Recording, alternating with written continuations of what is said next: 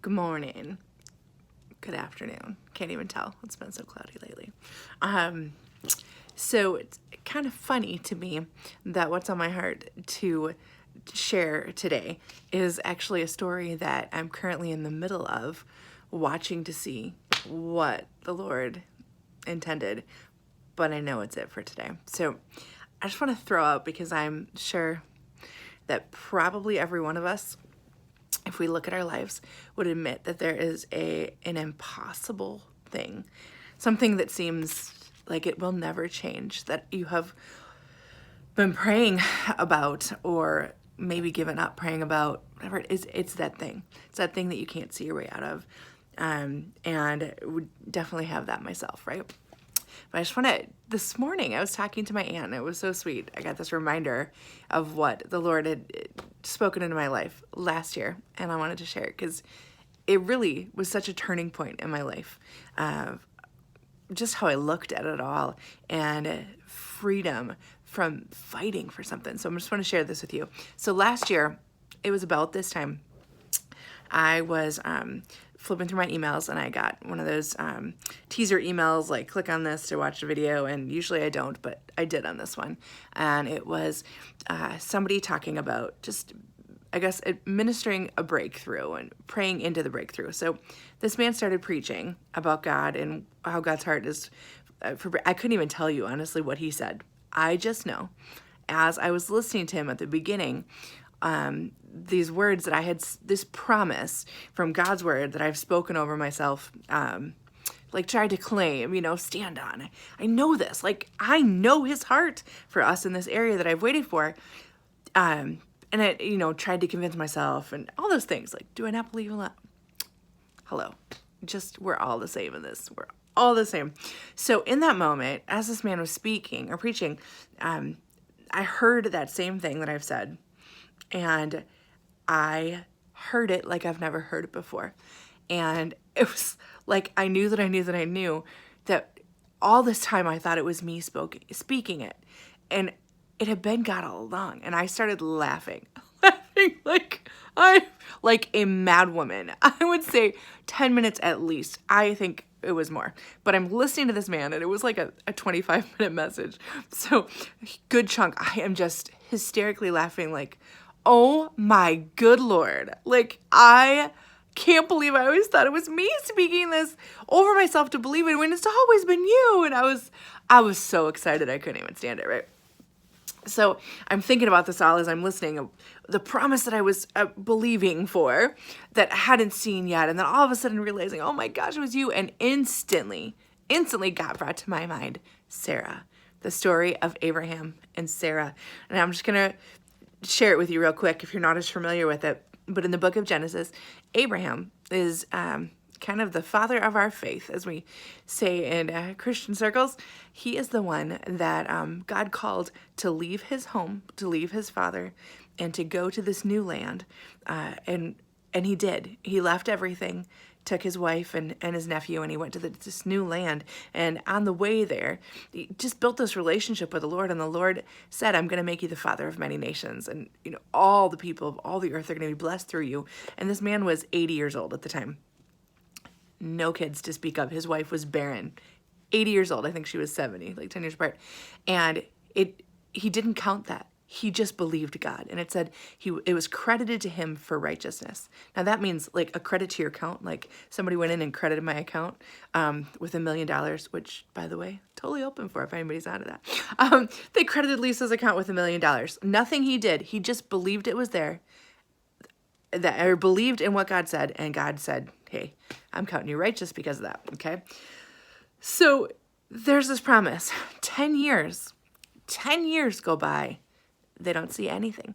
Still barren. Still, he's having to pray for other rulers, the pharaohs of the land that they had walked through and had taken Sarah into their harems. He had to pray for their wombs to be open when he didn't see his wife's, right? 10 years into it, Sarah decides, okay, so I'm going to take my maidservant, Hagar. You can have a kid with her, and you'll be the father of many nations, because that's all she'd known, right? So they do this, and immediately she gets jealous because she wants that kid. She wants that promise. But here another woman is, even though it was her idea, right? So this is going on.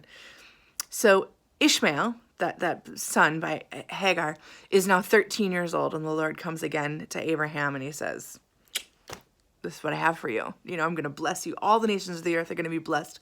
All of that. So they're just going along, and he keeps speaking all of this. Then he gets to the point and he says, it'll be through Sarah, you know, your body. It'll be through your wife. And he starts laughing. He starts laughing. Like, how can this be? By this point, he's 93 years old, right? If I'm right on this. Yeah, no. 80, 93. He's 100 at this point because it was 10 years before, and then 13 years. So he's like 103. All of this, he's like, oh, this is crazy. This is crazy.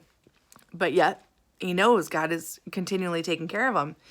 So the very next word, it says in chapter Genesis 18, the Lord appears to Abraham, and he says, according to the set time, I'm going to return, and your wife Sarah is going to have a child.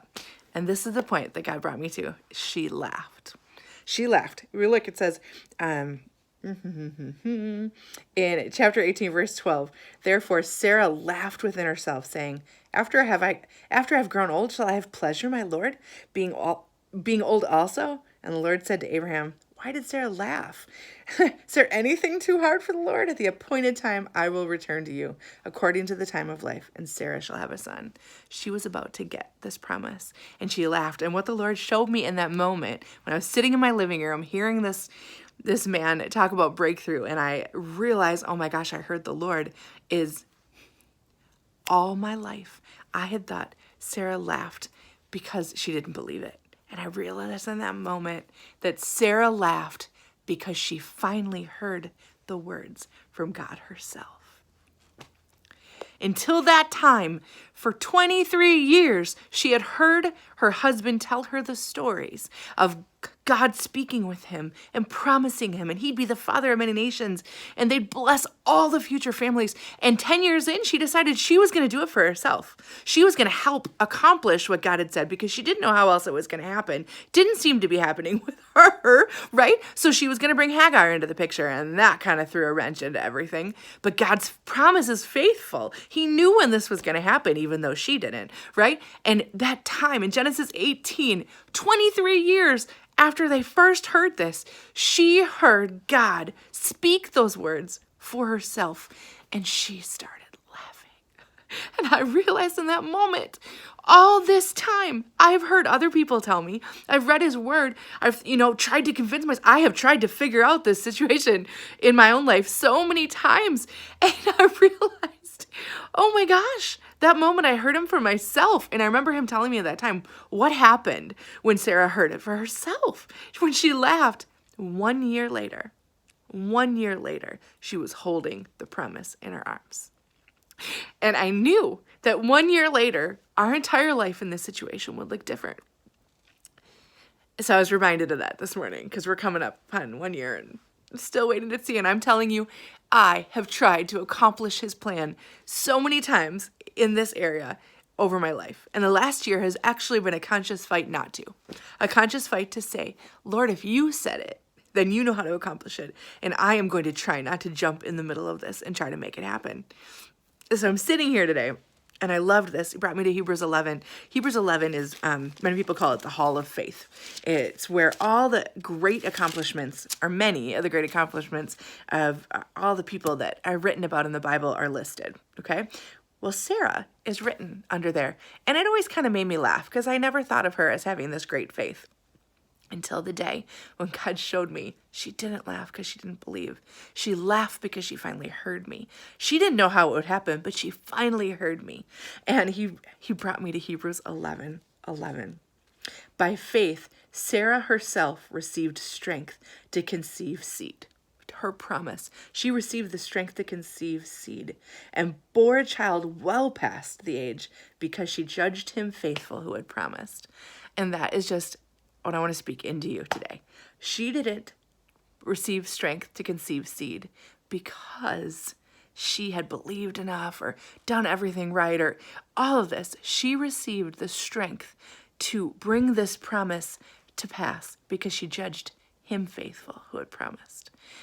I am praying right this moment that you will hear the promises the Lord has for you from his own lips, that it would cause you to laugh out loud like you've never laughed, that in the room, that he would literally meet you there and you would hear it, whether it comes through your lips or through another's, that you would hear his promise, that you would roll in laughter because you just heard his promise, and that this time next year, the area of your life that you have been trying to believe him for would be miraculously changed because in this moment, you judge him faithful who promised. The enemy wants us so badly to judge ourselves, whether we are faithful or not. And I'm telling you today, he wants us to judge him faithful because he's the one who wants to do it. Have a good one, guys.